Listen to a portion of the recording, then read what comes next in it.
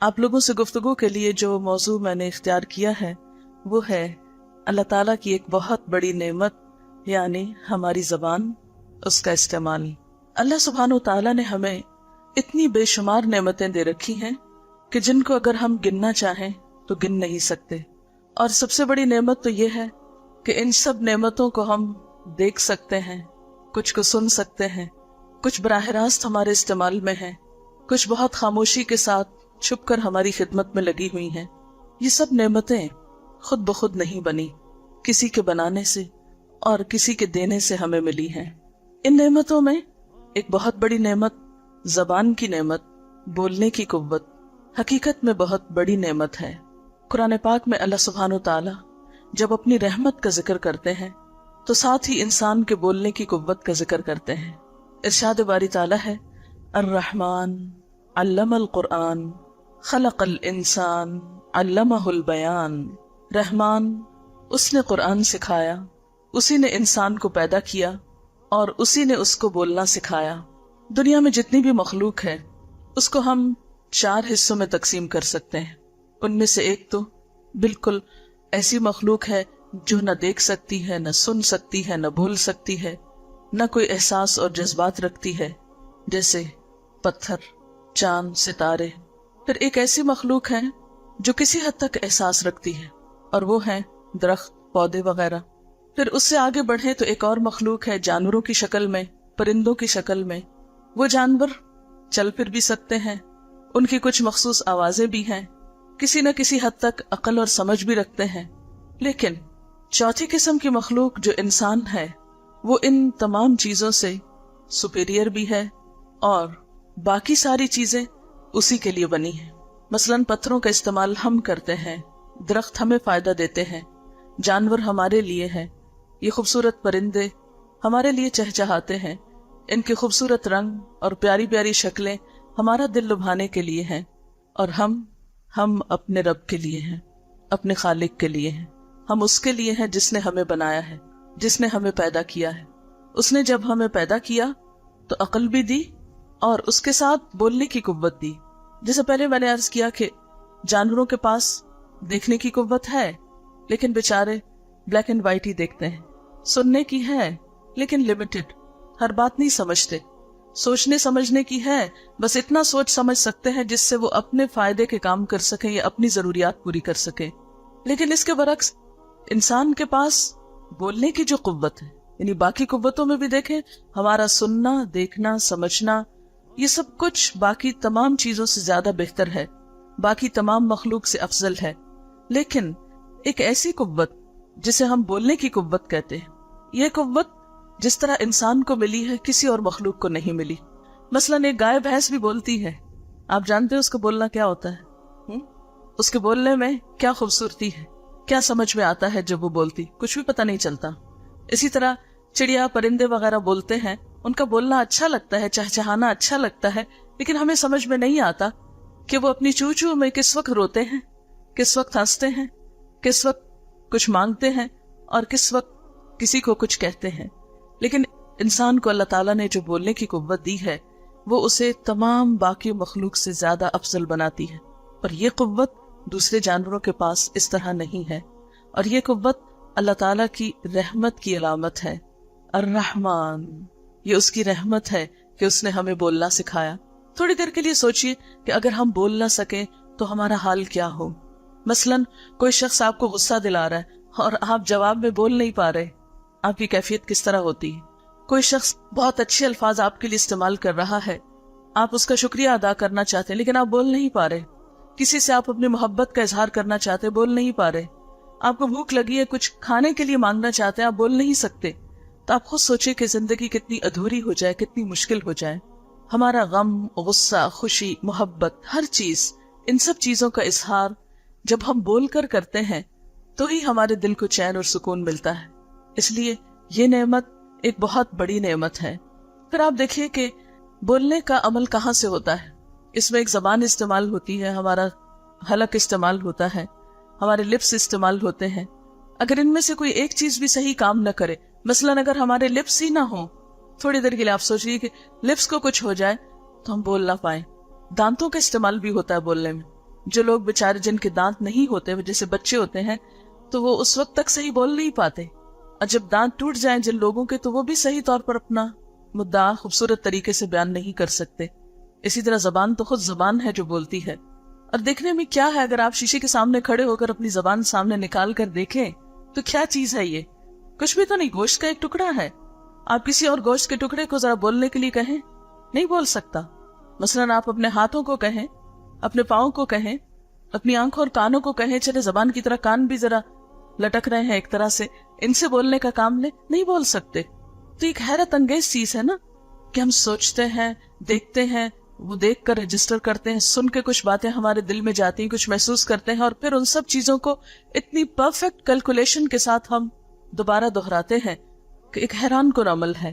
اور پھر آپ دیکھیں دنیا میں طرح طرح کی جو زبانیں پائی جاتی, یعنی لینگویجز جو ہیں, ان کے اندر جو ڈفرنس ہے, کہنے کو اردو ایک ہے لیکن دلی والی اردو, یو پی والی اردو, کئی قسم کی اردو. اسی طرح عربی ایک ہے لیکن سعودی عرب کی اور ہے, کویت کی, امارات کی, پھر ایجپٹ کی, عراق کی, ان سب میں پھر کتنے ڈائلیکٹ فرق ہو جاتے. اسی طرح پنجابی ایک ہے لیکن لاہور کی, گجرات کی, ملتان کی کتنی مختلف ہیں. تو یہ نہ صرف یہ کہ زبان کا استعمال کرنا, بلکہ زبانوں کا جو فرق ہے یہ بھی اللہ تعالیٰ کی قدرت کی ایک بہت بڑی نشانی ہے. یہ اللہ تعالیٰ کی پہچان کی علامت ہے. یعنی ایک ہی طرح کے جذبات کو مختلف لوگ مختلف طریقے سے استعمال کرتے ہیں. مثلاً اگر آپ نے السلام علیکم کا لفظ بولنا ہو تو اردو میں اگر آپ بولیں گے تو کچھ اور ہوگا, انگریزی میں کچھ اور ہوگا, جرمنی میں کچھ اور ہوگا, فرینچ میں کچھ اور ہوگا, چائنیز میں کچھ اور ہوگا. ہر لینگویج کا اپنا ایک سٹائل ہوگا. ہیں سبھی انسان, سب کے اندر ایک جیسے جذبات ہیں, لیکن ہر ایک کی زبان کا فرق جو ہے حیرت ہوتی ہے. اور تھوڑے تھوڑے وقفے پر, تھوڑے تھوڑے علاقوں میں اگر دنیا کا نقشہ آپ اپنے سامنے رکھیں, جیسے یہ گلوب آپ کے سامنے ہے, آپ اس کو گھماتے جائیں اور آپ دیکھتے جائیں کہ دنیا میں اتنی بے شمار زبانیں ہیں کہ جو انسان, یعنی ان تمام ایریاز میں ڈفرنٹ لینگویجز بولی جاتی ہیں. ان سارے علاقوں میں اوپر سے نیچے تک, یعنی پوری گھومتی دنیا میں اگر آپ مختلف زبانوں کا احاطہ کریں تو آپ گن نہیں سکتے کہ کتنی ہزاروں بولیاں بولی جاتی ہیں. یہ کس طرح وجود میں آئی, حالانکہ ایک آدم اور حوا کی اولاد ہے سب. تو یہ سب اللہ تعالیٰ کی قدرت کی ایک بہت بڑی نشانی ہے. قرآن پاک میں اللہ تعالیٰ فرماتے ہیں وَمِنْ آيَاتِهِ خَلْقُ السَّمَاوَاتِ وَالْأَرْضِ وَاخْتِلَافُ أَلْسِنَتِكُمْ وَأَلْوَانِكُمْ إِنَّ فِي ذَلِكَ لَآيَاتٍ لِلْعَالَمِينَ. اور اس کی نشانیوں میں سے آسمانوں اور زمین کی پیدائش اور تمہاری زبانوں اور رنگوں کا اختلاف ہے. یقیناً اس میں بہت سی نشانیاں ہیں عقل مند لوگوں کے لیے, علم والے لوگوں کے لیے, جاننے والوں کے لیے. تو بات یہ ہے کہ زبان اللہ کی نعمتوں میں سے ایک بہت بڑی نعمت ہے, اس کی نشانیوں میں سے ایک بہت بڑی نشانی ہے, اس کی رحمتوں میں سے ایک بہت بڑی رحمت ہے. اور انسان اس جیسی کوئی دوسری چیز بنانے سے اب تک قاصر ہے. ہم نے دیکھا ہوگا ہارٹ کا ٹرانسپلانٹ ہو رہا ہے, آنکھوں کی تبدیلی ہو رہی ہے, اور جسم کے اعضاء بن رہے ہیں, کچھ مصنوعی اعضاء بنا لیے جاتے ہیں, لیکن ابھی تک زبان کے بارے میں کوئی دوسری چیز سامنے نہیں آ سکی. مثلا زبان کا ایک اور کام ٹیسٹ کرنا بھی ہے, ذائقے چکھنا بھی ہے. تو اگر ہماری زبان میں ذائقے ختم ہو جائیں تو دنیا کا کوئی آلہ ایسا ابھی تک نہیں بنا, کوئی مشین ایسی نہیں بنی کہ جو آپ کی زبان کا ٹیسٹ لوٹا دے. تو ایک ہی وقت میں کیا کچھ یہ زبان کر رہی ہے اور کس کس طرح ہماری خدمت میں لگی ہوئی ہے. تو اللہ تعالیٰ نے جتنی بھی ہمیں نعمتیں دی ہیں ان کے بارے میں وہ ہم سے پوچھے گا بھی کہ ہم نے ان نعمتوں کا استعمال کس طرح کیا. قرآن پاک کی ایک آیت ہے وَلَتُسْأَلُنَّ يَوْمَئِذٍ عَنِ النَّعِيمِ. اس دن تم سے نعمتوں کے بارے میں ضرور پوچھا جائے گا. اور کیا پوچھنا چاہیے بھی؟ کیا خیال ہے, پوچھنا چاہیے کہ نہیں پوچھنا چاہیے؟ اللہ تعالیٰ نے ہمیں بولنے کی قوت دی, قیامت کے دن وہ پوچھے گا کیسے بولے, کیسے استعمال کیا, کہاں استعمال کیا, اچھی چیزوں کے لیے کیا یا بری چیزوں کے لیے, دوسروں کا دل دکھانے کے لیے یا دوسروں کا دل خوش کرنے کے لیے, کہاں اس چیز کا استعمال کیا. کیا اسے پوچھنا چاہیے؟ پوچھنے کا کوئی حق ہے اس کا یا غیر ضروری ہے اس کا پوچھنا؟ مثلاً ماں باپ اپنے بچوں کو کوئی چیز لا کر دیتے ہیں تو کیا وہ یہ حق رکھتے ہیں کہ پوچھے اپنے بچوں سے کہ وہ چیز کہاں گئی, وہ جو میں نے تمہیں قلم دیا تھا, وہ جو میں نے تمہیں کتاب دی تھی وہ کہاں ہے, وہ جو تمہیں پاکٹ منی دی تھی کہاں خرچ کی.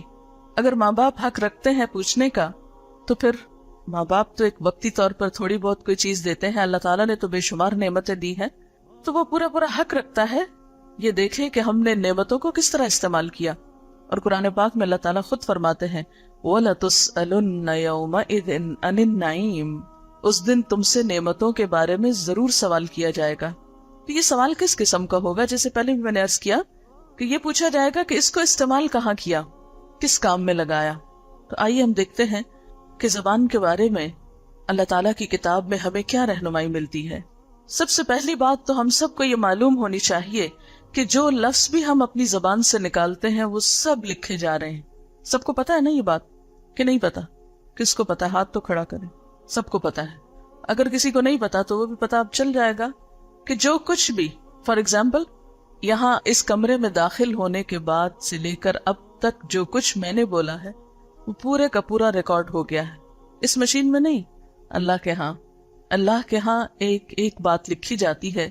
قرآن پاک میں اللہ تعالیٰ فرماتے ہیں ما یلفظ من قول الا لدیہ رقیب عتید، انسان کے منہ سے کوئی لفظ نہیں نکل پاتا مگر یہ کہ اس کے پاس ایک حاضر باش یعنی فوراً اٹینٹیو نگران موجود ہوتا ہے۔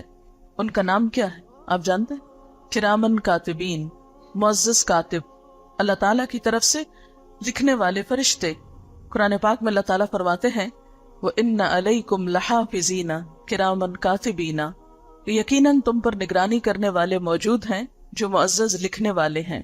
انسان کا یہ سب لکھا ہوا اس کے نامہ اعمال میں ریکارڈ ہو رہا ہے۔ اچھی باتیں لکھنے کے لیے الگ فرشتہ ہے، بری باتیں لکھنے کے لیے دوسرا فرشتہ ہے، اور قیامت کے دن ان تمام باتوں کا پھر وزن کیا جائے گا۔ اللہ تعالیٰ فرماتے ہیں وَالْوَزْنُ يَوْمَئِذٍ الْحَقُّ، اور وزن اس دن بالکل حق پر مبنی ہوگا، بالکل درست ہوگا، یعنی اگر کسی نے ایک لفظ بھی فالتو بولا تو وہ بھی سامنے آ جائے گا، اور پھر انسان اپنا نام اعمال دیکھ کر پریشان ہوگا ما لهذا الكتاب لا يغادر صغيرة ولا كبيرة الا احصاها، اس کتاب کو کیا ہو گیا، نہ تو کوئی چھوٹی بات چھوڑی ہے اور نہ بڑی، ہر چیز لکھ لی ہے، ایک ایک لفظ۔ مثلا ہم نے پوری زندگی میں کتنے جھوٹ بولے، صرف وہ لکھے نہیں جائیں گے بلکہ ان کا نمبر بھی ہمارے سامنے آئے گا، مثلا 2220 مثال کے طور پر۔ اور اگر ڈیلی ہم ایک جھوٹ بولتے ہیں مثلا، تو آپ خود سوچئے کہ ایک مہینے میں کتنے دن ہوتے ہیں اور ایک سال میں پھر کتنے دن ہیں، اور جتنے سال کے آپ ہیں اس کو کیلکولیٹ کر لیجئے کہ اب تک اندازاً کتنے جھوٹ ہو چکے۔ اور میرا نہیں خیال کہ ایک پر ہمارا گزارا ہوتا ہو، ایک تو بہت تھوڑا ہے پر ڈے۔ تو اس کے لیے کیا ہے، اگر ہم روز کا گننا شروع کریں تو ہم اندازہ نہیں کر سکتے کہ کتنا انبار ہم نے غلط باتوں کا جمع کر لیا۔ دن میں کم از کم ایک دفعہ دل دکھانا کسی کا، اتنا تو ہو ہی جاتا ہے، کوئی نہ کوئی ہرٹ ہو جاتا ہے ہماری بات سے۔ اگر ہر روز ایک ایک بات بھی جمع کی جائے تو کتنا انبار جمع ہو چکا ہوگا۔ اور آپ کو معلوم ہے کہ جو چیزیں حقوق العباد میں سے ہوں وہ جب تک بندے معاف نہ کریں اللہ تعالیٰ بھی معاف نہیں کرتے۔ خیر، ایک تو یہ کہ فرشتے جو کچھ لکھ رہے ہیں ایک ایک لفظ وہ تولا جائے گا، دوسرا یہ کہ اس دن ہماری زبان بند کر دی جائے گی اور ہمارے ہاتھوں کو بولنے کے لیے کہا جائے گا، ہماری سکن بولنا شروع کر دے گی، ہمارے پاؤں بولنا شروع کر دیں گے۔ قرآن پاک کی سورۃ النور میں آتا ہے یوم تشہد علیہم السنتہم وایدیہم وارجلہم بما کانوا یعملون، اس دن ان کے خلاف ان کی زبانیں، ہاتھ اور پاؤں ان کے اعمال کی گواہی دیں گے۔ ایک اور جگہ پر آتا ہے کہ زبان بند کر دی جائے گی اور ہاتھ پاؤں گواہی دیں گے، اور انسان کہے گا کہ یہ میرے خلاف کیوں بولنا شروع ہو گئے اور یہ کیسے بول رہے ہیں۔ آج تو جیسے میں نے کہا نا کہ ہم اگر اپنے ہاتھوں کو کہیں کہ بولو تو یہ نہیں بول سکتے، اور دنیا میں کوئی ایسا طریقہ نہیں ابھی تک ملا انسان کو کہ زبان کے علاوہ کسی اور چیز کو بلوا سکے، لیکن قیامت کے دن یہ سب کچھ بولنے لگے گا۔ اس وقت انسان حیران ہو کر پوچھے گا کہ تم کیوں بول رہے، تم کیسے بول پڑے؟ تو وہ کہیں گے ہمیں اسی رب نے بلوایا جس نے ہر چیز کو بلوایا، اللہ تعالیٰ کے حکم سے کوئی بھی چیز بول سکتی۔ تو یہ تمام چیزیں انسان کے اعمال کی گواہی دینا شروع ہو جائیں گی۔ نبی صلی اللہ علیہ وسلم نے فرمایا اکثر لوگ اپنی زبان اور شرمگاہ کی حفاظت نہ کرنے کی وجہ سے جہنم میں جائیں گے، یعنی بہت سے لوگوں کو سزا قیامت کے دن صرف اس وجہ سے ملے گی کہ وہ اپنی زبانوں کا صحیح استعمال نہیں کرتے تھے۔ اس لیے ایک مسلمان ہونے کی حیثیت سے ہم سب کو یہ بات اچھی طرح معلوم ہونی چاہیے کہ کس طرح ہم اپنی زبان کا اچھا استعمال کریں اور کن کن چیزوں سے ہم اپنے آپ کو روک کر رکھیں۔ حضرت معاذ رضی اللہ تعالیٰ عنہ کی ایک حدیث میں آتا ہے کہ اللہ کے رسول صلی اللہ علیہ وسلم نے ان سے فرمایا اے معاذ اس زبان کو بند رکھنا۔ انہوں نے عرض کیا اے اللہ کے رسول صلی اللہ علیہ وسلم کیا ہم سے ہماری زبان کی باتوں پر بھی پوچھ ہوگی، یعنی جو کچھ ہم بولتے ہیں اس کا بھی حساب ہوگا؟ آپ نے فرمایا معاذ تیری ماں تجھے گم کرے، یہ ایک محاورہ ہے عربی زبان کا ایک طرح کی چھوٹی سی ڈانٹ ہے. جہنم میں منہ کے بل یا پھر ناک کے بل. ناک کے بل کا مطلب کیا ہے؟ الٹے منہ. لوگوں کو زبان کی کٹائی کے علاوہ اور کون سی چیز گرائے گی؟ یعنی انسانوں کو جو چیز نقصان دے گی وہ ان کی اپنی زبان ہی کی کمائی ہوگی. جو کچھ وہ بول کر لائے ہوں گے وہی ان کے خلاف جائے گا اور ان کو سزا دلوائے گا. ایک اور جگہ پر آتا ہے کہ جس شخص نے اپنی زبان روک لی اللہ نے اس کی پردہ پوشی کر لی، یعنی اس کے عیب ڈھک جائیں گے. تو جو لوگ بہت زیادہ بولتے ہیں وہ کسی اور کا نہیں، دراصل اپنا ہی نقصان کر رہے ہوتے ہیں، اپنے ہی راز کھول رہے ہوتے ہیں، اپنی ہی برائیوں کا اظہار کر رہے ہوتے ہیں.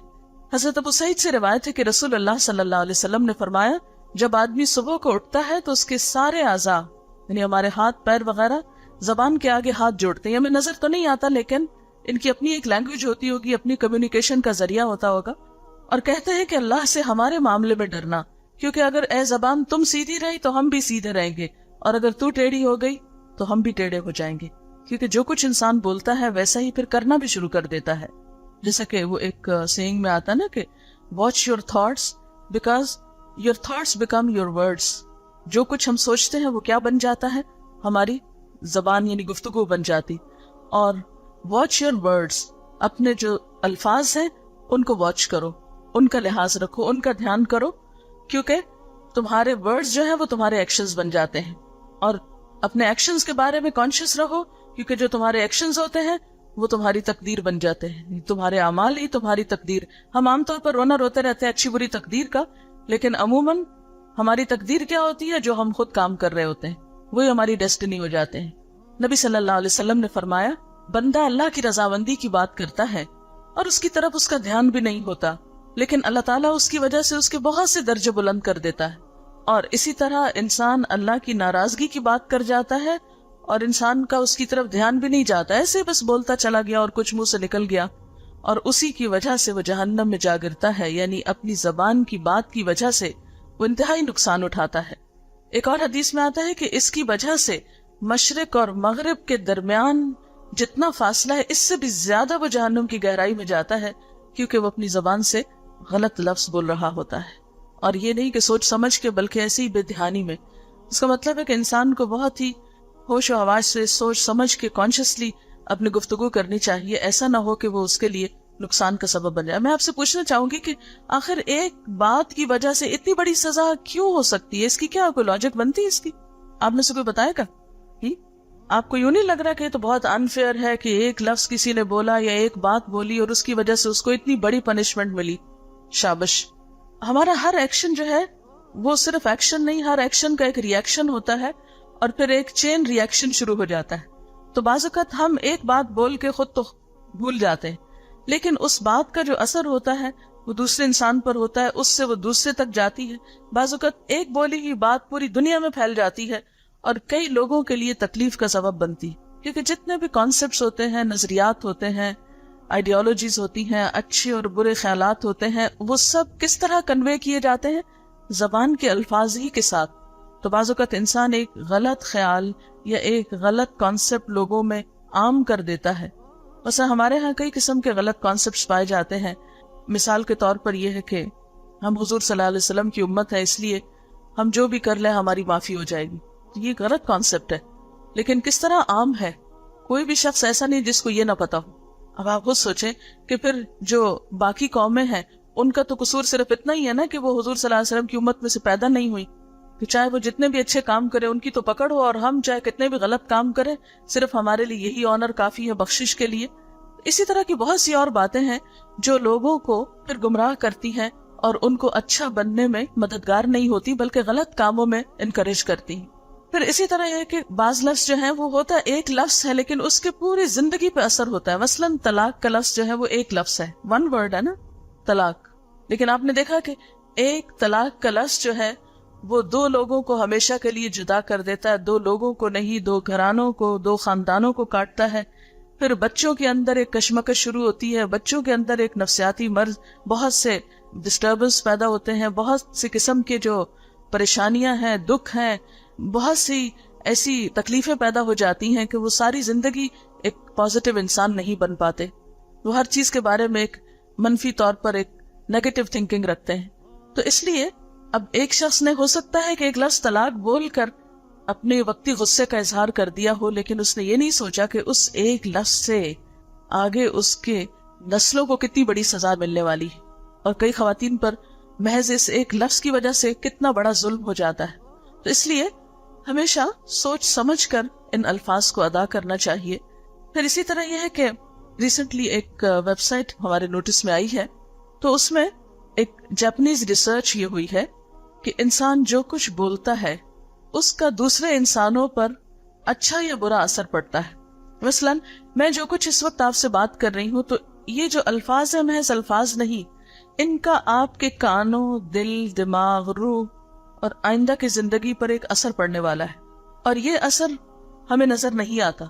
انہوں نے ایک ریسرچ اس طرح کی کہ مختلف الفاظ بول کر پانی کے اوپر، یعنی پانی کو سامنے رکھ کے الفاظ بولے گئے اور پانی کے کرسٹلز کی تصویریں لی گئیں، اور وہ تصویریں باقاعدہ موجود ہیں ایک ویب سائٹ پر، کہ جب اچھے الفاظ بولے گئے جس سے دوسروں کو خوشی ہوتی ہے تو اس سے ان کرسٹلز پر بہت خوبصورت تصویریں بنی، اور جب برے الفاظ بولے گئے تو انتہائی خراب قسم کی تصویریں ان پر بنی.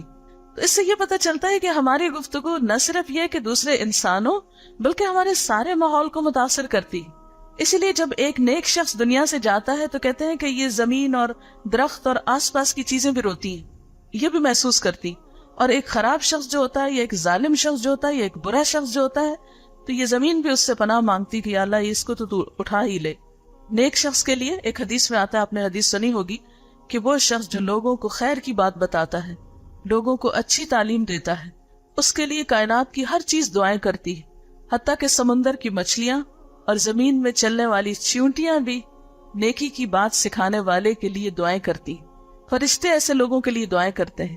اللہ تعالیٰ ایسے لوگوں سے محبت رکھتے ہیں جو دوسروں کی خیرخواہی چاہتے ہیں اور دوسروں کو اچھی بات بتاتے ہیں. اور اس کے برعکس جو لوگ بری زبان استعمال کرتے ہیں، دوسروں کو ہرٹ کرتے ہیں، تکلیف دیتے ہیں، گالیاں بولتے ہیں، تانے دیتے ہیں، دوسروں کو تکلیف دینے والی کوئی بھی طریقے اختیار کرتے ہیں، تو ہر چیز ان سے پناہ مانگتی. ایک دلچسپ واقعہ حضور صلی اللہ علیہ وسلم کی سیرت میں ہمیں ملتا ہے کہ جب آپ شروع میں مدینہ میں تشریف لے گئے تو مسجد نبوی اس طرح نہیں تھی جیسے آج ہم دیکھتے ہیں. اگر آپ نہیں بھی گئے تو تصویروں میں آپ نے دیکھی ہوگی کہ بہت خوبصورت، دنیا کا ایک عجوبہ بن گئی ہے. تعمیر کے اعتبار سے دنیا کی ایک خوبصورت ترین عمارت ہے اس وقت. لیکن ابتدا میں وہ کیا تھی؟ کھجور کے کچھ درخت جو تھے، ان کے جو تنے ہوتے ہیں ان کو ایز اے پلر یوز کیا گیا، اور چھت کے اوپر بھی کھجور کے پتے ڈالے گئے، اور اس کے نیچے لوگ نماز پڑھا کرتے تھے. تو آپ صلی اللہ علیہ وسلم کے لیے کوئی ممبر نہیں تھا، یعنی کوئی سٹیج یا روسٹرم نہیں تھا. تو آپ نے اپنے سامنے جب آپ سپیچ دیتے تھے تو ایک کھجور ہی کے تنے کو، یعنی ایک سٹیم سا آپ نے کاٹ کے رکھا ہوا تھا سامنے، اسی پر کھڑے ہو کر وہ ڈائس کی شکل میں کام دیتا تھا. پھر جب حالات اچھے ہوئے تو آپ صلی اللہ علیہ وسلم نے ایک دن مسجد میں فرمایا کہ کون ہے جو ممبر بنوائے گا. تو اس پر ایک خاتون بولی کہ میں یہ ممبر تیار کرواؤں گی. خیر اس نے اپنے بیٹے کو بھیجا، جنگل میں اچھی قسم کی لکڑیاں کاٹ کر اس نے ایک بہت اچھا ممبر بنوایا آپ کے لیے. اس سے ایک تو یہ پتا چلتا ہے کہ خواتین نے بھی کس طرح اسلام کے ابتدائی دور میں دین کی خدمت کے لیے ایسی خدمات آفر کی. حالانکہ ایک خاتون خود تو روسٹرم نہیں بنا سکتی، لیکن اپنے بیٹے کو اس نے بھیج کر وہ سب کچھ تیار کروایا. اور یہ کہا جاتا ہے کہ نبی صلی اللہ علیہ وسلم نے جب اس کھجور کے تنے کو چھوڑ کر اس کو اختیار کیا تو وہ کھجور کا تنا رونے لگا. اور آپ صلی اللہ علیہ وسلم چونکہ اللہ تعالیٰ اپنے حکم سے ان کو ایسی آوازیں سنواتے تھے تو آپ نے فرمایا کہ چونکہ میں نے اس کو چھوڑا ہے اور اس دوسری جگہ کو اختیار کیا ہے تو یہ تنا رو رہا ہے. حدیث کے الفاظ میں آتا ہے یہ ابن انینن، یعنی ہچکیاں لے رہا ہے. تو یہ جو باقی مخلوق ہوتی ہے اگرچہ ان کی عقل نہیں ہوتی لیکن ان میں بھی کسی لیول پر سینسز ہوتے ہیں، اور خصوصاً درختوں وغیرہ میں. تو اب بہت سی اس پر ریسرچ بھی ہو رہی ہے کہ پودوں کے اندر کس قسم کے احساسات پائے جاتے ہیں. بہرحال اب بات یہ ہے کہ جب ہم اچھی بات کرتے ہیں تو ہمارا آس پاس جو ہے وہ خوش ہوتا ہے، پورا ماحول خوبصورت ہو جاتا ہے، جگمگا اٹھتا ہے. اور ہم بری باتیں کرتے ہیں تو اس سے ہر ایک کو تکلیف پہنچتی ہے. تو بالکل ایسے ہی ہے کہ جیسے گاڑیوں کے دھوؤں سے پولوشن ہے، اسی طرح ساؤنڈ پولوشن ہے، تو بری باتوں کی اپنی ایک پولوشن ہوتی ہے جو لوگوں کو متاثر کرتی ہے. اسی لیے قرآن پاک میں اللہ تعالیٰ نے بنی اسرائیل سے کہا اور پھر ہمارے لیے بھی فرمایا وَقُولُوا لِلنَّاسِ حُسْنًا، لوگوں سے اچھی بات کرنا، خوبصورت بات کرنا. حسن کا لفظ آپ سب نے سنا ہوگا، حسن خوبصورتی کو کہتے ہیں. یعنی صرف بات نہیں کرو بلکہ ایسی بات کرو جو خوبصورت بات ہو. یعنی آپ نے کسی سے کچھ مانگنا ہے یا کسی کو کچھ کہنا ہے کوئی نصیحت کرنی ہے یا نصیحت کے علاوہ ویسے ہی آپ کسی کو کوئی خبر سنانے لگے ہیں، کوئی بات سنانے لگے. آپ نے دیکھا ہوگا کچھ لوگوں کا انداز کیا ہوتا ہے، معمولی سی خبر ہوتی ہے پہلے دوسرے کو خوب خوف دلاتے، تم نے سنا کیا ہوا. اب یہ کہ دوسرا شخص ایک دم پریشان ہو کے پتہ نہیں کہاں بم بلاسٹ ہوا ہے یا کیا دھماکہ ہوا ہے جس کی خبر سنانے آئے، اس سے زیادہ دھماکہ وہ خود دوسروں کے سر پہ کر رہے ہوتے ہیں. تو اس قسم کی گفتگو جس میں دوسرے کو خوف زدہ کر کے کوئی خبر سنائی جائے. بعض لوگوں کو سرپرائز دینے کا بڑا شوق ہوتا ہے، وہ سرپرائز میں ایک دم چیخ چلا کے بولتے ہیں اور دوسروں کو ڈراتے ہیں. پھر اسی طرح بعض لوگ معمولی بات بھی، چھوٹی سی بات بھی کر رہی ہے تو اتنا پریشرائز دوسرے کو کرتے ہیں، یا بعض لوگ بہت لمبی بات کرتے ہیں وغیرہ وغیرہ. کئی قسمیں ہوتی ہیں دوسروں کو تکلیف دینے کی. مثلاً آپ میں سے کوئی بتائے گا کہ کیسی بات اچھی نہیں لگتی جس میں طنز ہو؟ ہاں، یعنی دوسروں کو خواہ تانے دے کے، طنز کر کے، لیٹ ڈاؤن کر کے بات کرنا. جی آپ بہت زیادہ تعویلیں بنانا جس میں تکبر ہو، بہت اکڑ اکڑ کے بات کرنا اور صرف اپنے بارے میں سوچنا اور دوسروں کے بارے میں پرواہ نہیں کرنا کہ کسی کو بات سمجھ میں آ رہی ہے یا نہیں آ رہی. ہاں، اور جی ہاں، صرف میں اپنی ہی بات کرنا اور دوسرے کی بات کے اوپر توجہ ہی نہیں کرنا. شابش. جس میں خوشامد ہو، یعنی جب مطلب ہو تو کسی کی خوشامد کر کے کام نکلوانا. بالکل، یعنی دوسرے کی نہ سننا، صرف اپنی ہی سناتے چلے جانا. جی ہاں، لمبی بات کرتے چلے جانا لیکن یہ نہ پتہ چلے کہ کہنے والا کہنا کیا چاہتا ہے. اس طرح کی بہت سی چیزیں جو ہیں وہ خوبصورت نہیں ہوتی. اللہ تعالیٰ قرآن پاک میں، اب دیکھیے کہ قرآن پاک 1400 سال پہلے نازل ہوا، اور یہ جو آیت ہے سورۃ البقرہ کی، یہ دراصل بنی اسرائیل سے کہی گئی بیسیکلی، اور پھر ریپیٹ کی گئی کتاب اللہ میں. تو بنی اسرائیل سے کئی 100 سال، 1000 سال پہلے یہ بات کہی گئی تھی. اس سے پتہ یہ چلتا ہے کہ اسلام کی جو بیسک ایجوکیشن ہے، ایک انسان کے لیے بنیادی تعلیم ہے، وہ کیا ہے دراصل؟ کہ انسان کے لیے امن کا، سکون کا، خوشی کا باعث ہو. بات کرے تو ایسی کہ جس سے دوسروں کا دل خوش ہو، نہ کہ ان کو پریشان کیا جائے. اس میں ہم دیکھتے ہیں کہ ایک شخص ہے طلحہ بن عمر، ایک بہت بڑے محدث تھے اور بہت بڑے مفسر تھے، بہت بڑے اسکالر تھے. عطا ان سے کہا کہ کیا وجہ ہے کہ آپ کے پاس ہر قسم کے لوگ آتے ہیں، ریلیجس بھی آتے ہیں، نان ریلیجس بھی آتے ہیں، مسلمز بھی آتے ہیں، نان مسلمز بھی آتے ہیں، کوئی بھی آپ سے ڈرتا نہیں، سب آپ کے پاس آ کر بیٹھتے ہیں، لیکن میرے پاس کوئی نہیں آتا، تو اس کی وجہ کیا ہے؟ تو وہ کہنے لگے کہ اللہ تعالیٰ نے قرآن پاک میں فرمایا ہے، قولوا للناس حسنا، لوگوں سے اچھی طرح بات کرو، خوبصورت بات کرو. تو میں یہ نہیں دیکھتا کہ میرے سامنے کون ہے، کچھ بھی کسی کا ریلیجن ہو، کوئی اچھا ہو، نیک ہو، گناہگار ہو، جیسا بھی ہو، میں اس کے ساتھ اچھی طرح بات کرتا ہوں. تو اس سے آپ دیکھیں کہ اسلام کی تعلیم تو یہی ہے. ہمیں یہ تو نہیں کہا گیا کہ صرف اپنے پیرنٹس سے اچھی طرح بات کرو یا اپنے دوستوں سے اچھی طرح بات کرو. ہمیں ہر ایک سے اچھی طرح بات کرنی، خواہ کوئی بھی ہو. خود نبی صلی اللہ علیہ وسلم کا طریقہ کیا تھا؟ ہر ایک سے اچھی بات کرتے تھے. وہ یہ نہیں دیکھتے تھے کون دوست ہے، کون دشمن ہے، کون اپنا ہے، کون پرایا ہے. بس اچھی بات ہے تو اچھی بات ہے، کیونکہ بول تو آپ رہے ہیں نا. اگر کوئی انسان خراب ہے، کوئی برا ہے، تو اس میں آپ کو تو برا نہیں بن جانا چاہیے، آپ کو تو اچھا ہی رہنا ہے. اس میں ہم دیکھتے ہیں کہ حضرت عائشہ رضی اللہ تعالیٰ عنہا فرماتی ہیں کہ ایک شخص نے حضور صلی اللہ علیہ وسلم سے گھر میں آنے کی اجازت مانگی. آپ نے فرمایا بہت برا آدمی. جب وہ اندر آ کر بیٹھا تو حضور صلی اللہ علیہ وسلم اس سے بہت اچھی طرح پیش آئے. حضرت عائشہ بہت حیران ہوئی کہ ابھی تو آپ کہہ رہے تھے یہ اچھا آدمی نہیں ہے اور ابھی آپ اتنے اچھی طرح بات کر رہے ہیں. جب وہ چلا گیا تو حضرت عائشہ نے حضور سے پوچھا کہ آپ نے ایسا کیوں کیا؟ تو آپ صلی اللہ علیہ وسلم نے فرمایا، عائشہ تم نے مجھے کب بد زبانی کرنے والا پایا ہے؟ میں نے کب کسی سے بد اخلاقی کی ہے؟ کوئی اچھا ہے یا برا ہے، مجھے تو اپنا اخلاق اچھا ہی رکھنا ہے. تو یہ ایک بہت بڑی اگزامپل ہے ہمارے لیے. ہم عام طور پر کسی کے ساتھ روٹ کیوں ہوتے ہیں، بدتمیزی کیوں کرتے ہیں، برا سلوک کیوں کرتے ہیں؟ کیونکہ وہ شخص اچھا نہیں ہے، بھلے وہ کیسا بھی ہو، لیکن ہمیں تو اچھا رہنا ہے. اور آپ صلی اللہ علیہ وسلم نے اس کو برا ہونا کیوں بتایا؟ کیا بیک بائٹنگ تھی؟ نہیں. آپ اپنے گھر والوں کو یہ بتانا چاہتے تھے کہ کہیں آپ کی ایبسنس میں وہ شخص آئے اور وہ کوئی آپ کے گھر والوں کو نقصان نہیں دے، اس لیے آپ نے احتیاط کے طور پر اس کے بارے میں حضرت عائشہ کو بتا دیا، محض انفارم کرنے کے لیے. تو آپ دیکھیے کہ عام روزمرہ زندگی میں ہم 3 طرح کے لوگوں سے گفتگو کرتے ہیں، اپنے سے بڑوں سے، اپنے سے برابر والوں سے، اور اپنے سے چھوٹے لوگوں سے. بڑے لوگوں میں کون آتے ہیں؟ عمر میں بڑے لوگ، رشتے میں بڑے لوگ، علم میں بڑے لوگ. برابر میں کون آتے؟ جیسے اپنی فرینڈز وغیرہ. اور اپنے سے چھوٹے لوگ کون ہوتے ہیں؟ جو عمر میں چھوٹے ہوتے ہیں یا مرتبے اور حیثیت میں چھوٹے ہوتے ہیں یا کسی اور اعتبار سے. بڑے لوگوں میں جیسے ہمارے والدین ہیں، رشتہ دار ہیں، دادا دادی وغیرہ، یا پھر استاد ہیں، یا کوئی بھی بزرگ عمر کے لوگ ہیں، اور چھوٹے لوگوں میں عام طور پر بچے وغیرہ آتے ہیں، یا پھر جو ہمارے سے عمر میں کم ہیں، یا پھر نوکر چاکر وغیرہ آتے ہیں. اب ان تین کیٹیگریز کے ساتھ ہمارا معاملہ کس طرح ہوگا؟ عموماً ہم بڑوں کے ساتھ کیا معاملہ کرتے ہیں کہ ان کی بڑائی کی وجہ سے پھر بھی رسپیکٹ کر لیتے ہیں. کوئی ہم سے علم میں بڑا ہے یا عمر میں یا کسی بھی طرح، تو ہم پھر بھی تھوڑا امپریس ہو جاتے ہیں تو شرافت سے بات کر لیتے ہیں. اپنے برابر والوں سے کس طرح کرتے ہیں؟ جیسے وہ ہم سے کرے ویسے ہی ہم کر لیتے ہیں. اور چھوٹوں سے یہاں آ کر پتہ چلتا ہے ہم کیسے ہیں. یعنی کسی شخص کو اگر دیکھنا ہو کہ اس کا اخلاق کیسا ہے، تو یہاں سے نہیں دیکھیں گے کہ وہ اپنے سے بڑوں سے کیسا ہے یا برابر والوں سے کیسا ہے. یہ دیکھیں گے وہ اپنے سے چھوٹوں کے ساتھ کیسا ہے. مثلاً بچوں کے ساتھ بات کرتے ہوئے اس کا رویہ کیا ہے، نوکروں سے بات کرتے ہوئے اس کا رویہ کیا ہے. ہم سب ذرا سوچیں اپنے بارے میں. چلیے لکھیے سب، ہم اپنے سے چھوٹوں کے ساتھ کس طرح گفتگو کرتے ہیں. چھوٹی عمر والوں کے ساتھ ہم اپنے نوکروں کے ساتھ کیسا سلوک کرتے ہیں، ان کے ساتھ کس طرح کی گفتگو کرتے ہیں. اور تھوڑی دیر کے لیے یہ بھی سوچئے کہ اگر ہم ان کی جگہ ہوتے اور وہ ہماری جگہ ہوتے، اللہ تعالیٰ ہمیں ان کا سرونٹ اگر بنا دیتے، پھر ہم کیا کرتے؟ پھر ہم کیا چاہتے کہ وہ ہمارے ساتھ کیسی بات کریں؟ کیا آپ کے دیکھنے میں کبھی یہ بات آئی ہے کہ لوگ اپنے سے چھوٹوں کے ساتھ بہت روڈلی بات کر رہے ہوتے ہیں؟ کوئی مال میں کم ہو، حیثیت میں کم ہو، عمر میں کم ہو. مثلاً بعض استاد جو ہیں وہ شاگردوں کے ساتھ بہت سختی سے بات کرتے ہیں، بعض اوقات بد اخلاقی اور بدتمیزی پر بھی اتر آتے ہیں. اسی طرح بعض اوقات پیرنٹس اپنے بچوں کے ساتھ اچھی طرح بات نہیں کرتے، اور سرونٹس بیچارے، ان کو تو بہت کم لوگ انسان سمجھتے ہیں. ہم یوں سمجھتے ہیں جیسے ان کے اندر دل ہی نہیں ہے، یہ انسان ہی نہیں ہے، بس ان کا کام تو صرف ہماری خدمت. کیا واقعی ان کے اندر جذبات نہیں ہوتے؟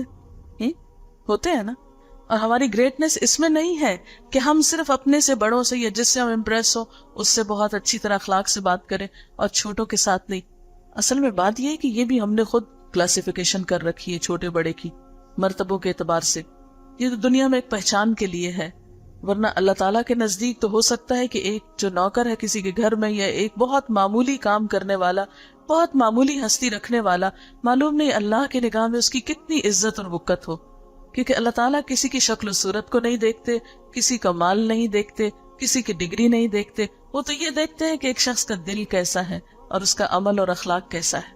وہ کسی کی ذہانت، انٹیلیجنس، اس کے انٹلیکٹ، اس کے کسی بھی کوالٹی، کسی چیز سے مروب نہیں ہوتے، کیونکہ یہ سب تو اس نے ہمیں دیا ہے نا. مثلاً اگر کوئی شخص بہت ذہین ہے تو ذہانت کہاں سے لے کر آیا؟ اللہ ہی نے دی ہے نا اس کو. تو اب یہ ہے کہ چند باتیں ہم یہ کریں گے کہ ہماری گفتگو ہونی کیسی چاہیے مختلف لوگوں کے ساتھ جب بھی ہم بات کریں، کیونکہ زبان ایسی چیز ہے جس کا استعمال سب سے آسان بھی ہے اور ہماری زندگی میں سب سے زیادہ بھی ہے. جب تک ہم جاگتے رہتے ہیں ہم کچھ نہ کچھ بولتے رہتے ہیں. تو ہمیں تھوڑا سا اس پر دیکھنا ہے کہ ہمیں کیسی باتیں کرنا ہے. سب سے پہلی بات تو یہ ہے کہ ہم جو بھی بات کریں اس کا کچھ مقصد ہونا چاہیے. بیکار کی فضول گفتگو کرنے سے پرہیز کرنا چاہیے.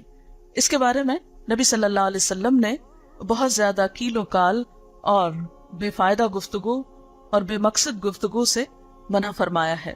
اچھا، بعض لوگ جو ہیں وہ ایم لیسلی کبھی واقعات پہ باتیں کرتے رہتے ہیں، کبھی کسی انسان کو کریٹیسائز کرتے رہتے ہیں، کبھی کسی انسان کی باتیں کرتے رہتے ہیں. مائیں عام طور پہ بچوں کی باتیں کرتے رہتی ہیں، لڑکیاں عام طور پہ لڑکوں کی باتیں کرتی رہتی ہیں، لڑکے لڑکیوں کو موضوع گفتگو بنائے رکھتے ہیں. اور اسی طرح بس کوئی نہ کوئی شغل چاہیے، کچھ نہ کچھ، کیونکہ اللہ نے طاقت دی ہے، اور خاص طور پر یوتھ کے پاس تو طاقت اور بھی زیادہ ہوتی ہے، دماغ بھی تازہ ہوتا ہے. اس لیے عموماً ہمارا موضوع گفتگو یا تو حالات ہوتے ہیں، واقعات ہوتے ہیں، پالیٹکس ہوتی ہیں، یا پھر آج کل گیمز جو ہے وہ ہر ایک کی موضوع گفتگو بنی ہوئی ہے، یا پھر اپوزٹ سیکس. تو اللہ نے اتنی اچھی قوت ہمیں بولنے کے لیے دی ہے، کیا ہمارے ٹاپکس اور گفتگو کے موضوعات بس صرف یہی ہونے چاہیے؟ اس سے زیادہ آگے جانے کی کوئی چیز نہیں ہے. اور یہ تو آپ کو پتہ نہیں کہ جو انسان جس طرح کی باتیں کرتا ہے وہ اسی لیول کا ہوتا ہے، اسی طرح کا ہوتا ہے. انسان جب تک خاموش رہتا ہے تو کسی کو پتہ نہیں چلتا کہ کون کیا ہے. مثلاً آپ اس وقت سب خاموش شرافت سے بیٹھے ہوئے، مجھے کچھ پتہ نہیں کہ آپ باہر جا کے کس قسم کی گفتگو کرتے ہیں، اپنے سرونٹس کے ساتھ، پیرنٹس کے ساتھ، بہن بھائیوں کے ساتھ کیا کرتے ہیں. میں تو کچھ بھی نہیں جانتی، لیکن اگر کہیں بولتے ہوئے میں آپ کو دیکھوں تو ضرور کچھ نہ کچھ رائے رکھو گی کہ ہاں یہ اس طرح کی. تو انسان کی جو گفتگو ہے اس کی شخصیت، اس کی پرسنالٹی کا ایک بہت بڑا حصہ ظاہر کر دیتی ہے. آپ نے یہ بھی محاورہ سنا ہوگا کہ small minds talk about people. یہ لکھنے کی حد تک لکھ لیتے ہیں, پڑھنے کی حد تک پڑھ لیتے ہیں, اور پڑھ کے ہم کہتے ہیں او ہو یہ اسمال مائنڈز ہیں جو لوگوں کی باتیں کرتے ہیں.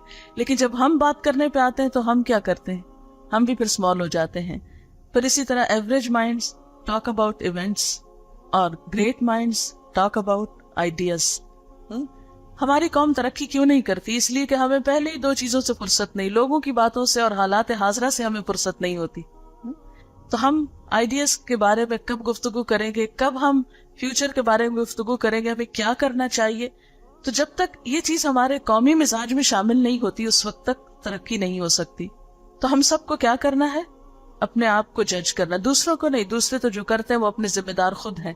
ہاں, ہماری ایک مشکل یہ ہے کہ ہم دوسروں کو بہت جج کرتے رہتے ہیں نا. تو ہمیں کیا کرنا ہے, اپنے آپ کو جج کرنا ہے. ہماری گفتگو کا ٹاپک کیا ہوتا ہے, ہم کس چیز پر گفتگو کرنے میں زیادہ خوشی اور کمفرٹیبل فیل کرتے ہیں اپنے آپ کو. پھر اسی طرح دوسری بات یہ ہے کہ گفتگو میں انسان ہمیشہ سچ بولے, کیونکہ ایمان سچائی کا نام ہے. سچ انسان کو کانفیڈنس دیتا ہے. قرآن پاک میں اللہ تعالیٰ فرماتے ہیں وَاجْتَنِبُوا قَوْلَ الزُّورِ, جھوٹی بات سے بچو. نبی صلی اللہ علیہ وسلم نے فرمایا کہ ایمان اور جھوٹ ایک دل میں جمع نہیں ہو سکتے. یعنی ایک مومن شخص جو ہے وہ جھوٹا نہیں ہو سکتا. اور ایمان کو اس طرح جھوٹ نقصان دیتا ہے جیسے شہد کو الوا جو ہے وہ نقصان دیتا ہے. پھر اسی طرح آپ صلی اللہ علیہ وسلم نے یہ بھی فرمایا کہ کسی انسان کے لیے جھوٹا ہونے کے لیے اتنا ہی کافی ہے کہ وہ سنی سنائی باتیں آگے کرنا شروع کر دے. یعنی جھوٹ صرف یہ نہیں کہ آپ اپنے پاس سے کوئی بات گھڑ کے بیان کریں, بلکہ کسی کی کوئی بات سنی, کوئی تحقیق نہیں کی, اس کے بعد دوسرے کو سنا دی, اس نے آگے دوسرے کو سنا دی, اور اینڈ آف دا ڈے پتہ چلا کہ اس بات کی تو کوئی حقیقت ہی نہیں تھی, وہ تو جھوٹ تھا. ہم دوسروں کو کوٹ کرتے رہتے, سنا تم نے وہ فلاں یہ کہہ رہا تھا. اچھا, کوئی نہیں پوچھتا کہ اس نے دیکھا یا کیسے اس کو پتا چلا, بس اتنا ہی کافی ہے فلاں کہہ رہا تھا, اتنا ہی کافی ہے کہ ہم نے اخبار میں پڑھ لیا, اتنا کافی ہے کسی خبر کے سچا ہونے کے لیے کہ ہم نے ٹیلی ویژن میں سن لیا, دیکھ لیا. تو جب تک کسی بھی چیز کے بارے میں آپ ریسرچ نہیں کر لیتے, مثلاً کسی فیکٹ کے بارے میں, کسی سائنٹیفک فیکٹ کے بارے میں یا اور اسی طرح, تو صرف سنی سنائی باتوں کو بھی آگے کوٹ نہیں کرنا چاہیے.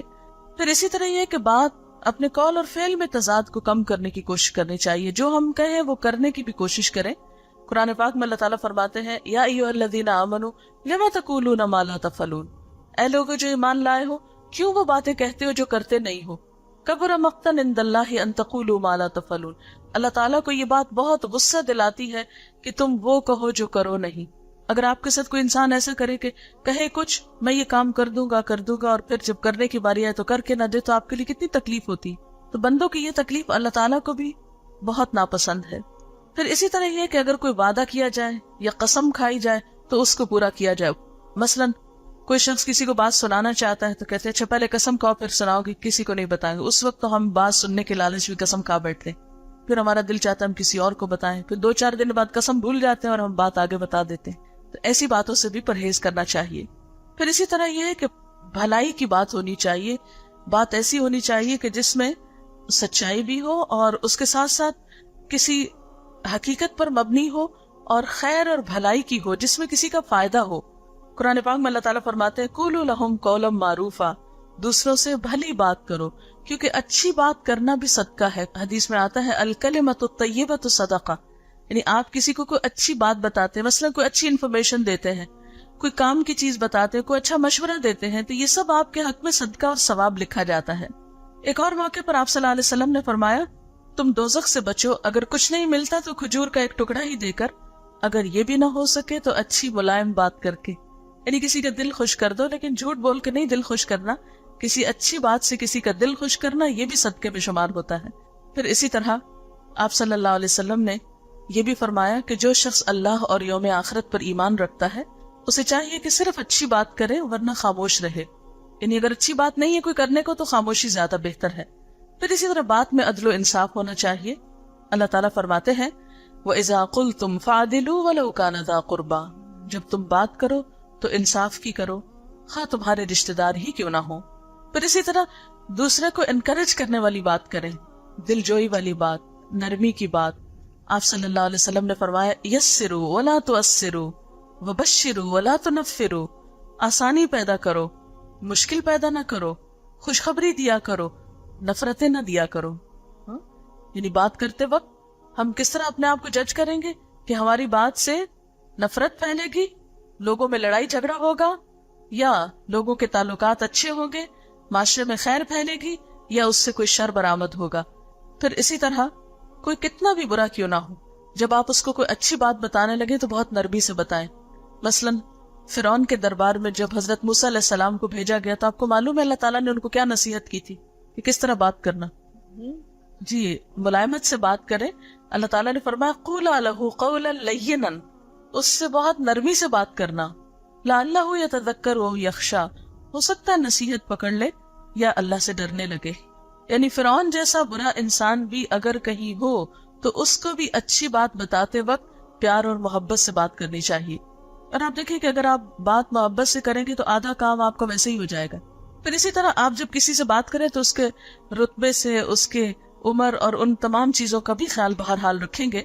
مثلا پیرنٹس کے ساتھ بات کرتے وقت اللہ تعالیٰ قرآن پاک میں فرماتے ہیں وَلَا تَقُلْ لَهُمَا أُفٍّ، ماں باپ سے بات کرتے ہوئے اف نہ کہنا. وَلَا تَنْهَرْهُمَا، ان کو جھڑک کے بات نہیں کرنا. وَقُلْ لَهُمَا قَوْلًا كَرِيمًا، اور ان کے ساتھ عزت والی بات کرنا. آپ سب اپنے ماں باپ سے کیسے بات کریں گے؟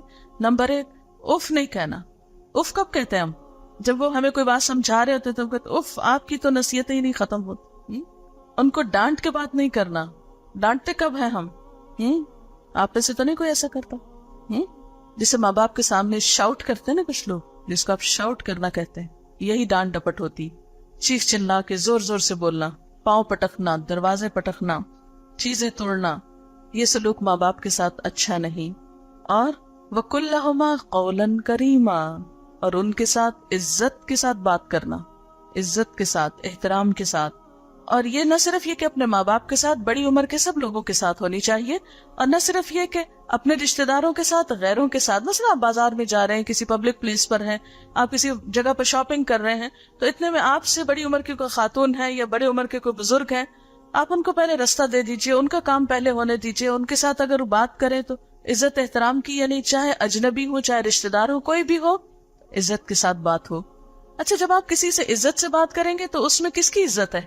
تھوڑی دیر کے لیے سوچیں نا، کس کی عزت ہے اس میں؟ آپ کسی کو عزت دے رہے ہیں، کس کو عزت مل رہی؟ خود آپ کو مل رہی. اور اگر آپ کسی سے بدتمیزی سے بات کر رہے ہیں تو کس کا نام خراب ہو رہا ہے؟ کسی اور کا نہیں، آپ کا. آپ صلی اللہ علیہ وسلم کا طریقہ یہ تھا کہ جب کسی نان مسلم کے بڑے سے بھی بات کرتے تھے تو اس کو اس کی ڈیو ریسپیکٹ دیتے تھے. مثلا آپ نے روم کا جو بادشاہ تھا ہرقلس جو ہے، اس کو جب آپ نے خط لکھا تو اس میں لکھا الی ہرقل عظیم الروم، ہرقل روم کے رئیس کے نام، روم کے بڑے کے نام. اسی طرح ایک اور جگہ پر آپ نے فرمایا کہ اذا جاءکم کریم قوم فاکرموہ، جب تمہارے پاس کسی قوم کا معزز شخص آئے تو تم بھی اس کو عزت دو. یعنی جب کوئی اپنے کسی علاقے میں، گھر میں، کسی ملک میں، کسی شہر میں، کسی خاندان میں کوئی عزت والا شخص ہے تو جب وہ تمہارے پاس آئے تو تم یہ نہ سمجھو کہ وہ تو ان کا عزت والا ہے، ہمارا تو اس سے کوئی تعلق نہیں. لیکن افسوس یہ کہ ہم نے اپنے بڑوں کے ساتھ عزت کا معاملہ نہیں کیا. آپ دیکھیے کہ ہمارے خواہ ریلیجس لیڈرز ہوں یا پولیٹیکل لیڈرز ہوں یا کوئی اور ہمارے بڑے ہوں، تو ان سب کے ساتھ معاملہ کرتے ہوئے ہمارے ہاں مرد آباد اور ہائے ہائے ہی ہوتی رہی ہے. یعنی ہم اپنے قوم کا جو پچھلی پولیٹیکل ہسٹری دیکھتے ہیں تو ایک کے بعد ایک کو ہائے ہائے کر کے اتارا گیا نا. ٹھیک ہے، آپ کسی سے ڈس ایگری کر سکتے ہیں، آپ کسی سے ڈفرینس آف اوپینین رکھ سکتے ہیں، ڈفر کر سکتے ہیں، لیکن یہ طریقہ ٹھیک نہیں ہے کہ آپ کسی بھی مسلمان کی کلمہ گو شخص کی بے عزتی کریں یا اس کو علل اعلان گالیاں دینا شروع کر دیں یا اس کو برا بھلا کہیں. اس سے ایک قوم کے اندر اخلاقی بگاڑ پیدا ہو جاتا ہے. یہ اسلامی طریقہ نہیں ہے. پھر اسی طرح چھوٹوں سے بات کرتے وقت شفقت، محبت، پیار، ان چیزوں کا ہمیشہ خیال رکھیں. نبی صلی اللہ علیہ وسلم بچوں سے پیار کرتے وقت خاص طور پر بہت زیادہ پولائٹ ہوتے، ان سے مذاق بھی کرتے، آگے بڑھ کر خود ان کو سلام کرتے تھے. ہمارے عام طور پر بچوں کو اگنور کر دیا جاتا ہے کہ یہ تو بچے، ان کو کیا سمجھ.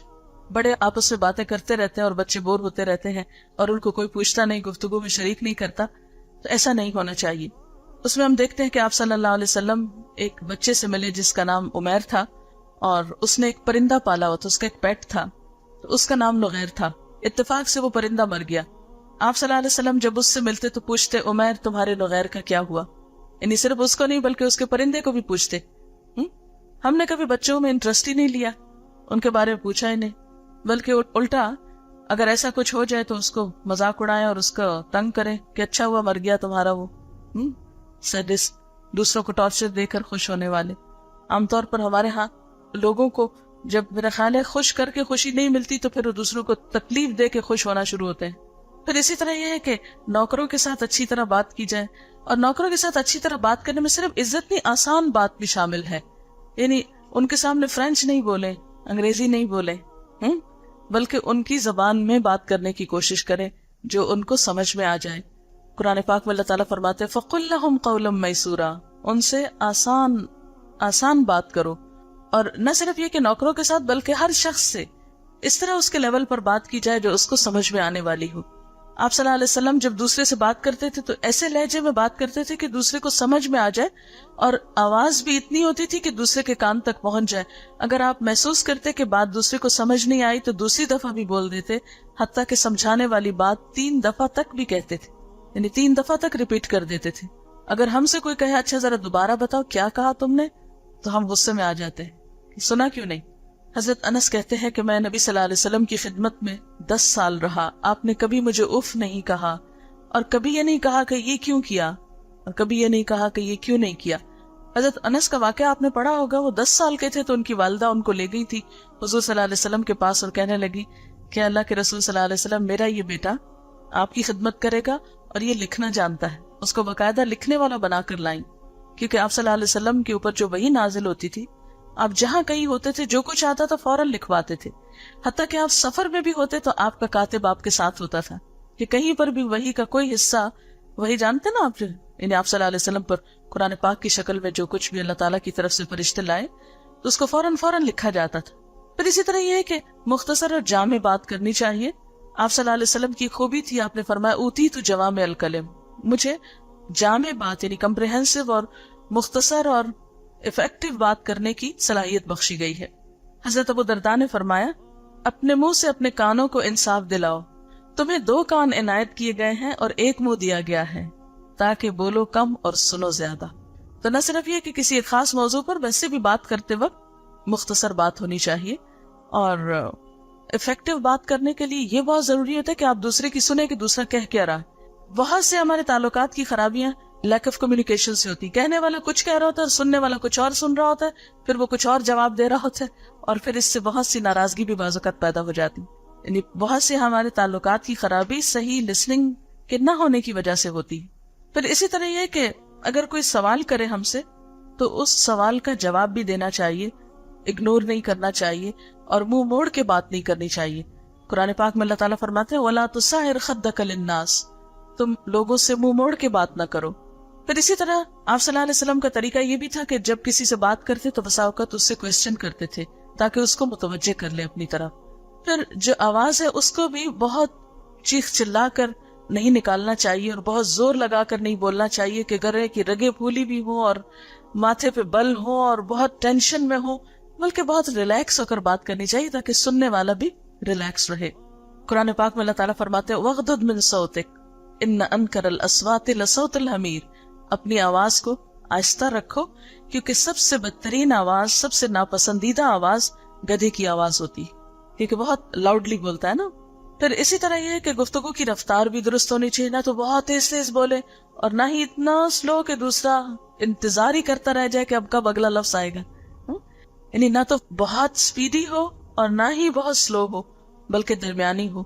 پھر اسی طرح یہ ہے کہ بہت لفظی تکلف اور بناوٹ اور الٹے پلٹے لفظوں کے استعمال اور نئے نئے لفظوں کے استعمال کے شوق میں دوسروں کو پریشان کرنا, ایسی چیزیں بھی نہیں ہونی چاہیے. نبی صلی اللہ علیہ وسلم نے فرمایا کہ قیامت کے دن تم میں سب سے زیادہ ناپسندیدہ اور دور مجھ سے وہ لوگ ہوں گے جو بناوٹی انداز سے باتیں کرتے ہیں, اپنی بڑائی اور اپنی خوبیاں جتانے کے لیے عجیب و غریب گفتگو کرتے ہیں اور تکبر کرتے ہیں. یعنی کچھ لوگ اپنے اصلی سٹائل میں نہیں بولتے, نارمل طریقے سے بات نہیں کرتے, بلکہ اپنے اوپر ایک خول چڑھا کر, مثلا اگر ان کی آواز بھاری ذرا تو اس کو باریک کر کے اور ایک خاص سٹائل میں بولیں گے تاکہ ہم دوسروں کو مروب کر سکیں. تو ایسی تصنع اور آرٹیفیشل طریقے سے بولنا جو ہے یہ بھی پسندیدہ نہیں ہے. پھر اسی طرح یہ ہے کہ الفاظ کا چناؤ بھی اچھا ہونا چاہیے. اور باڈی لینگویج کو کم سے کم یوز کرنا چاہیے، کیونکہ بہت سے لوگ اتنی انرجی استعمال کرتے ہیں، ہاتھ پاؤں مارتے ہیں اور پورے سر ہلاتے ہیں اور اپنے آپ کو بھی ہلا رہے ہوتے ہیں، ایک پوری ایکسرسائز کی کیفیت ہوتی ہے، وہ نہیں ہونی چاہیے. ہاں مسکراہٹ کثرت سے ہونی چاہیے، ماتھے پہ بہت بل ڈال کے اور بہت بھویں اچکا کے اور آنکھیں نکال کے اور اس طرح کی گفتگو نہیں ہونی چاہیے. دوسرے کے ساتھ آئی کانٹیکٹ بھی ہونا چاہیے، کیونکہ بہت سے لوگ بات کرتے ہوئے بہت شرافت کا ثبوت دیتے ہیں، سر نیچے ڈال لیتے ہیں، آنکھیں بند کر لیتے ہیں اور یہ سمجھتے یہ دینی انداز ہے. یہ دینی انداز نہیں ہے. دوسرے سے آئی کانٹیکٹ کر کے، کیونکہ جب تک آپ دوسرے کا ایکسپریشن نہیں دیکھیں گے کہ بولتے ہوئے وہ کس طرح ایکسپریس کر رہا ہے یا اس کی فیلنگز کیسے ہیں، تو آپ اپنے آپ کو بھی صحیح طور پر ایکسپریس نہیں کر سکیں گے، کمیونیکیشن لیول درست نہیں ہوگا. جی اچھا کوشچن ہے کہ اگر آپ کسی نامحرم سے بات کر رہے ہیں تو اس سے بھی آئی کانٹیکٹ ہونا چاہیے. نہیں، وہاں پر ایکسیپشنل صورتحال ہے. اللہ تعالیٰ نے قرآن پاک میں فرمایا ہے کہ کل المؤمنات یغضضن من ابصارہن ویحفظن فروجہن. آپ مومن عورتوں سے کہہ دیجئے، اور اسی طرح مومن مردوں سے بھی کہا گیا، کوئی ڈسکریمنیشن نہیں، صرف عورتوں سے کہا گیا. مومن عورتوں سے کہہ دیجئے کہ وہ اپنی نگاہیں جھکا کر رکھیں، اور من ابصارہن کی بات کی گئی کہ گھور کر نہ دیکھیں، یعنی گھور کر دیکھنا منع ہے. اس کا یہ مطلب نہیں کہ کسی آدمی کی شکل کبھی کوئی عورت دیکھے ہی نہ، یہ تو پاسبل ہے نہیں ہیومنلی، کیونکہ آپ کسی کچھ خریدیں گے تو آپ اس کی شکل دیکھیں گے، آپ کسی ڈاکٹر کے پاس جائیں گے آپ اس کی شکل دیکھیں گے، لیکن دیکھ کر ٹک ٹکی باندھتے دیکھتے ہی نہ چلے جائیں، کیونکہ قدرتی طور پر اللہ تعالیٰ ہم سے زیادہ سمجھتے ہیں. اس میں یہ ہے کہ اس کو پتا ہے کہ ہمارے اندر کیسے جذبات ہیں اور اس میں کیا نقصان ہو سکتے ہیں، تو اس میں نگاہیں بچانے کا حکم ہے کہ بری نظر سے نہ دیکھیں اور دیکھتے ہی نہ چلے جائیں، لیکن ایک نارمل طریقے سے بات کرنے میں حرج نہیں ہے.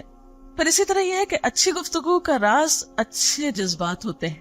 آپ کسی کے لیے اپنے دل میں محبت رکھیں، خیرخواہی رکھیں، تو آپ کی بہت فن اور سلیقہ نہ بھی ہو گفتگو کا، تو آپ کے منہ سے اچھی ہی بات نکلے گی جو دوسروں کے دل میں اترے گی. پھر جیسے کہ پہلے بھی بات ہوئی تھی کہ گفتگو میں طنز نہیں ہونا چاہیے. آپ صلی اللہ علیہ وسلم نے فرمایا المسلم من سلم المسلمون من لسانہ ویدہ. مسلمان تو وہ ہوتا ہے جس کے ہاتھ اور زبان سے دوسرے مسلمان محفوظ رہتے ہیں. یعنی مسلمان کی پہچان ہی یہ ہے کہ اس کی زبان سے دوسروں کو تکلیف نہ ہو. پھر اسی طرح دوسروں کی نقل نہیں اتارنی چاہیے، خاص طور پر کسی کو دیکھ کر اس کی نقل اتار کر بات کرنا. آپ صلی اللہ علیہ وسلم نے فرمایا میں پسند نہیں کرتا کہ میں کسی انسان کی نقل اتاروں چاہے اس کے بدلے مجھے اتنا اور اتنا مال ملے. یعنی بہت بڑی آفر بھی ہو تو نقل نہ اتاریں. پھر اسی طرح اگر کسی سے آپ ڈس ایگری کریں، اختلاف کریں، تو اس صورت میں الزام